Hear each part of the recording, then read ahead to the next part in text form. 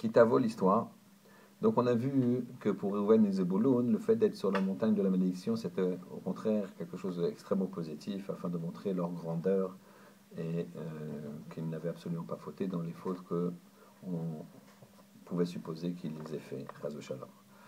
On va raconter une histoire qui montre bien qu'à travers des éléments apparemment négatifs, ils sont extrêmement positifs. Cette histoire se passe il y a une quinzaine d'années aux États-Unis. Il y a un monsieur âgé dans une communauté, dans une famille religieuse, qui va il y a un problème aux dents, il va chez le dentiste et on doit lui faire des implants. On doit lui mettre des dents et euh, ses enfants l'accompagnent chez le dentiste. Tout se passe bien jusqu'au moment où il y a une maladresse du dentiste qui a laissé échapper une dent avec les petits morceaux de fer pour incruster dans la mâchoire, dans la gorge du patient. Il va s'étouffer, c'est la panique. C'est un vieux monsieur, il n'a pas tellement de force. Et dans tous les cas, ça l'empêche de respirer. Là, ils appellent une ambulance. L'ambulance se dépêche.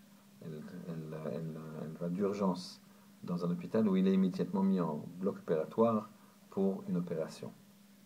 Toute la famille se réunit dans la salle d'attente, fait Tehillim, et de longues minutes, 1 heure, 2 heures passent. Et finalement, le médecin qui s'occupait de l'opération sort et il a l'air très préoccupé, mais il dit l'opération s'est bien passée, la dent a été enlevée. Mais il est comme ça préoccupé. Les membres de la famille s'aperçoivent que ça rentre et ça sort dans le bloc opératoire comme s'il y avait un changement d'équipe, comme s'il y avait quelque chose d'anormal qui se passait. Et ils posent des questions, mais personne n'a le temps de leur répondre. La seule chose qu'ils comprennent, c'est de continuer à faire Tehillim. Ils font Tehillim avec une grande ferveur.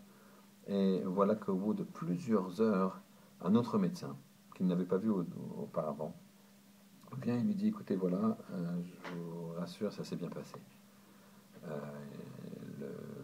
Les enfants de ce monsieur, monsieur qui a été opéré, demandent au médecin, mais ça s'est bien passé. Et on sait, puisque vous nous avez dit, enfin, votre collègue nous a dit que la dent a été enlevée. Il dit, ah non, je ne parle pas du tout de ça. Ça s'est bien passé l'opération d'après qu'on a fait. C'est pas du tout la même équipe. Nous sommes des spécialistes des tumeurs cancéreuses à la gorge. Quand votre papa a été opéré d'urgence parce que la dent était coincée dans sa gorge, c'est une équipe de spécialistes pour ce genre d'opération qui a été mandatée pour faire cette opération d'urgence. Mais ils nous ont appelés, nous, qui font partie de notre service, à venir d'urgence pour opérer une tumeur qu'ils ont découvert dans la gorge, à l'endroit même où la dent s'était placée.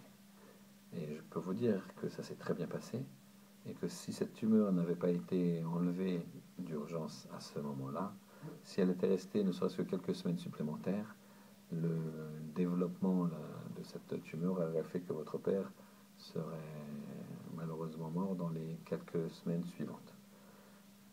Que nous dit cette histoire? Vous avez bien compris? Un événement qui peut paraître malheureux, une dent qui s'enfonce dans la gorge, une angoisse, un danger de mort, finalement, qui s'est transformé en un principe pour sauver la vie de la personne.